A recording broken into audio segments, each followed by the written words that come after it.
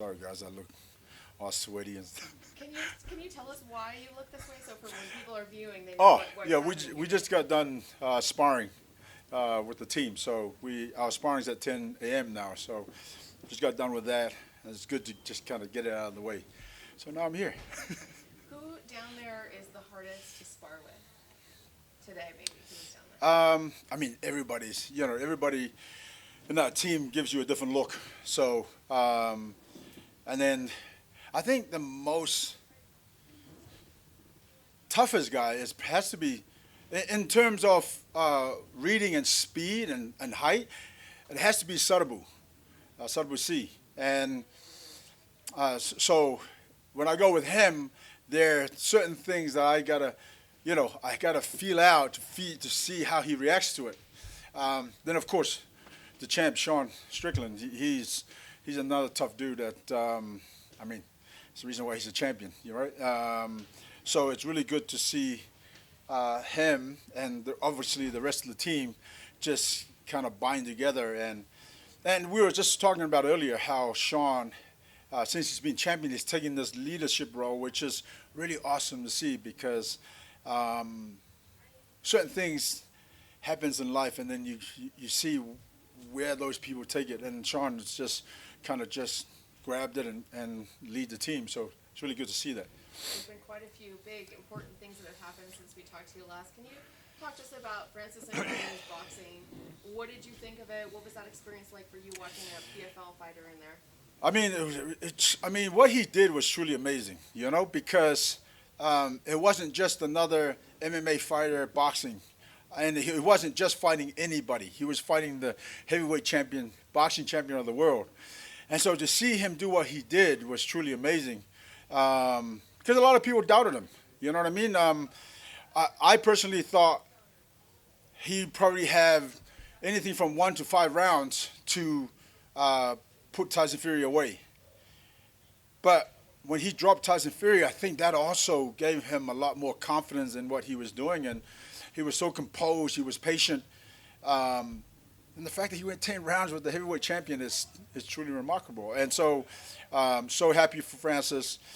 Um, it's everybody was saying that nah, he's gonna get outboxed, and that didn't happen. Francis was right there throughout the fight, and that fight could have easily gone his way.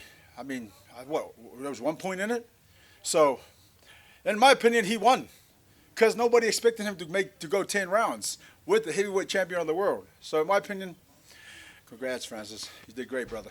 Is there a little bit of worry when you see that all the talk is like, wow, we want to keep seeing him box, and you're like, no, no, we want you to come here. Is there? Or do we have like a timeline of when he might actually fight in the PFL, or is it? Are you guys going to let him have a little bit of time in boxing first? Um, that's something that we got to talk to the team, more about. I know, and obviously with Francis as well. I know he's gonna want to take a little bit of time off. Um, and at the moment, he's scheduled to compete in February. But right now, I think it's one of those things where we just got to sit down with the team and, of course, with Francis and figure that out and see where we go from here. There's also some rumors that Bellator sale finally went through. Can you give us any insight on that? To be honest, I spoke to our attorneys last night, and that's not 100% done yet. So it's still in process. That's all I can say about that one. All right. And I guess that what we're here for is the finals. Can you just give us a little bit of a preview on how you think the finals are going to go? I think the finals is going to be great. Every fight is a tough fight. Clay Collard and the champ is a fight where it's, two different styles. Of course, it's MMA, right? So OAM, obviously, I got to say, this year he's improved so much in his striking because I never expected him to win a round with a striker. And he did that. And then, like, everybody expected him to wrestle. But he came out and just wanted to show the world his improvements in his game. And I think we're seeing the best of who OAM is. You know what I mean? Olivier. And so him and Clay Collard's going to be an interesting fight because Clay Collard is a beast. and he's relentless. And so, funny enough, I just spoke to Clay about 2 hours ago, and he's in great shape. He's ready to go. So, of course, Larissa and Marina, which that fight, it's an interesting fight because it's grappler versus striker, but Larissa's, jiu-jitsu black belt as well. So I think it's one of these things where she's got to come in and she's got to impose her will in terms of the grappling side. But the longer it stands, I see Larissa, taking that fight as long as that fight's on their feet. So then the featherweights, man, that's a bang of a fight too. And this is a rematch because these guys met in, I think it was their first regular season fight. That was a very, very close fight. But, Pineda is just a beast. Like, we just saw him. Because when I saw him in the first fight, you're like, okay, you know what? He's doing his thing, blah, blah. But the playoffs and the championship, the lead up to the playoffs and the lead up fight to the playoffs, he just looked amazing. Completely different kind of guy. And I think finding this belief in himself and his striking and his ability to go out there and just, put the beating on these guys. And now he's in the finals. Yeah, so 55, we're talking about 55, what's that, the light heavyweights. That's an interesting fight too. Both guys are both explosive, good ground, good stand-up. So it could go either way. I think that's the 50-50 fight. What's the other one? Heavyweights, to me, that's a 50-50 fight also because we know what Hennen can do. Hennen is a big, strong guy who's agile. And, of course, we know what Gustav can do. He's a very technical, he's a 7-time Sambo world champion. So, interesting fight comes down to whoever lands the, and again, it's typical scenario with heavyweights is that whoever lands the first good shot would turn the table. And last one for me, can you talk to me a little bit about the Derek Brunson signing? How did that happen? Oh, yeah. That was a good add-on to the team. I got a call from his manager that that he was a free agent. I'm like, okay, let's go. He wanted to fight because obviously he fights when he was fighting at the UFC. He was at 185, and they said that he wants to go to 205 and he would love to be part of the season. So I'm like, okay, great, let's do it. And he doesn't have an easy fight coming into it because he's got Ray Cooper. Ray Cooper, we all know, he swings for the fences. And so Ray hasn't fought for a while, so sometimes that's a blessing because you come out and you're hungry for it, you know what I mean? And so that's another fight I'm looking forward to is Derek and Ray Cooper. I want to ask you about OAM. You mentioned him. He's kind of mentioned recently that we might not see him next season unless the PFL come knocking with a good offer. Do you guys have any plans for OAM? Win the championship and then we'll talk. He was pretty adamant about a Canadian event. Is that something you'd be That's interested in? absolutely possible. I believe James and our team is working on that. Awesome. And, Yeah. I spoke to you earlier at the Vegas event, and you said you would love to have like the finales here at Vegas. When could be the next time we get a Vegas event? That's what we wanted, but unfortunately, that changed. I think about a month and a half, 2 months ago, it was kind of like Vegas was looking good, and then I think 2 weeks after that, it was just like, we'll go to DC. Why not? DC is a great place, so, A great place. Yeah. An even better card like you guys put on. Right. Kayla Harrison, like you said, they're back. How was it like having them back on this amazing card? Always great to have those guys on the cards. Kayla's, we all know what she does. She comes out and she fights and she wins. Ray Cooper's exactly the same. He's explosive. He can wrestle, he can grapple, all that kind of stuff. So that's why I think the Derek Brunson and Ray Cooper fight is going to be a really interesting fight because Ray hasn't fought for a while now. And knowing the type of fighter he is, I think, he's going to bring a fight. So looking forward to that for sure. And Jake Paul kind of offered a lot with Nate Diaz coming over to the PFL and stuff. It didn't seem like Nate was too adamant about that. Do you guys still want to pursue that route, or? I don't think it's that. I think he wants to box again. From what I'm hearing, that he wanted to do the rematch with Jake Paul in another boxing fight. I believe Jake Paul was saying that he wanted to do an MMA fight. So, yeah, I'm not exactly sure where that's at, but that's the last I heard of that. Hey Ray, we would be a better question for after the finals, but can you just talk about how the season as a whole, like, started out kind of rocky, and then all the suspensions, and everyone was like, well, now the PFL season is kind of done by, it gets kind of over. But then you turn around, got some very good fights and a really good final. So can you just talk about this season as a whole? And I guess the emotions of like, oh my God, we just lost a bunch of champions. Right. It's always tough. You get to see the final product, but behind the scenes, oh, trust me, we're scratching our eyeballs and hair and everything, trying to just, put everything together. And for some reason, it always comes together, So over time and experience, you kind of just bite down and just 1 + 1 = 2, and so on and so on. And before you know it, you got a whole card, and then you look at the card and you go, oh, damn, we actually have a really amazing card. So it's one of those things where you just trust the process and you trust what's happening in your team. And if you look at the card, it's a great card. Absolutely. Ray Cooper's coming back.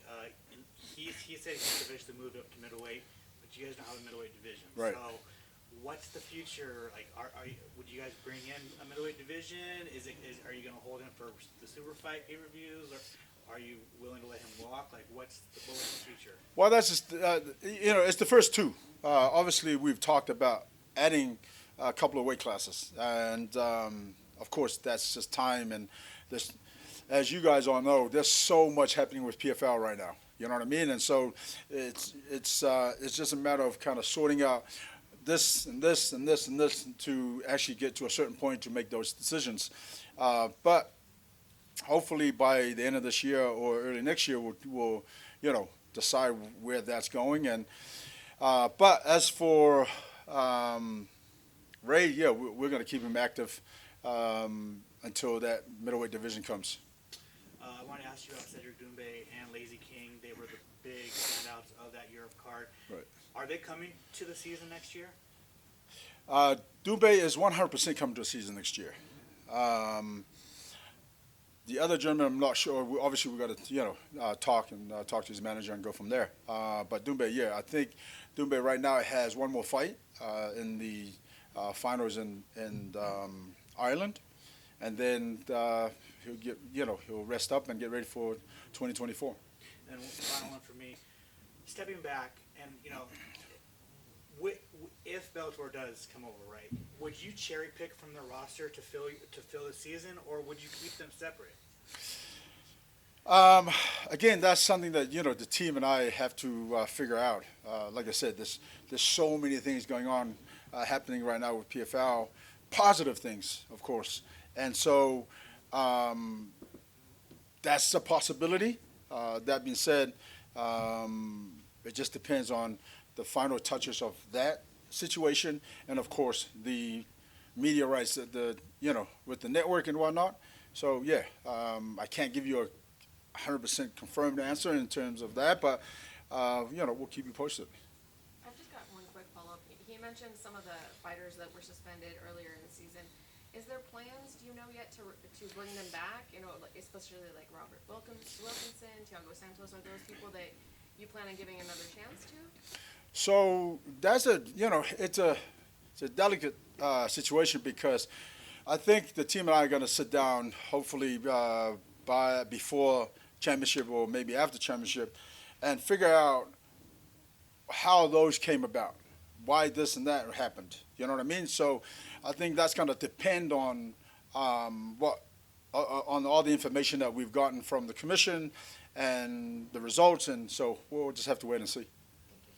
With the almost Bellator acquisition, how likely does that make a super pay-per-view headliner between Kayla and Chris Cyborg? Very likely.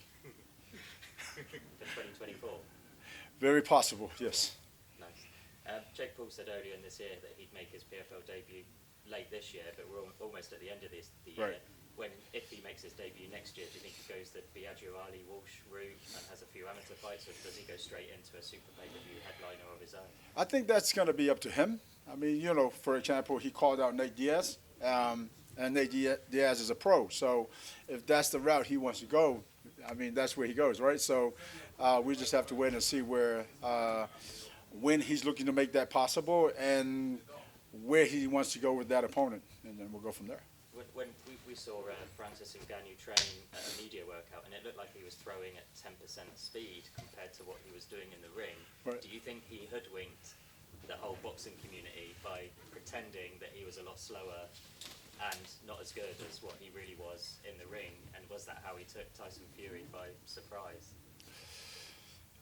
Listen, I mean, we all knew going into the fight, you know, Francis is the type of guy that if he hits you, you're gonna go, and he proved that in that fight, right? And so, I don't think he was trying to, you know, purposely deceive anybody. I think he was just going with the motion at the time and how he felt, and but at the end of the day, he looked amazing, and in my opinion, that should have, you know, I mean, the outcome was obviously went the other way, but in my opinion, he won that fight in terms of everything that, you know, the fact that a lot of people thought he was going to get outboxed, a lot of people thought he was going to lose, he was going to get stopped, but he went 10 rounds with the champ. I think he won the event, even if he lost the fight. Exactly. Yeah.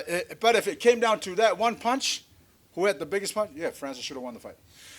One of the fights I'd really want to see him in boxing is with Deonaty Wilder. Do you think there should be a 2-fight deal where he brings Wilder into the PFL Smart Cage and then they do a rematch in the boxing ring?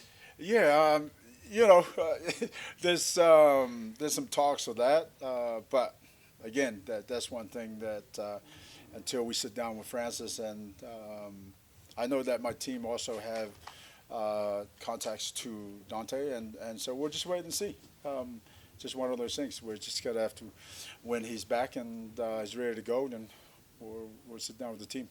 With these $1 million checks upcoming, and you know Jake Paul's debut, Francis Ngannu coming in, the possible acquisition of Bellator, just how big could 2024 and the next 12 months be for your brand? Yeah. It truly would be great for the brand, for sure. Perfect. Thanks. Thank you. Anyone else? Thank you. Grazie.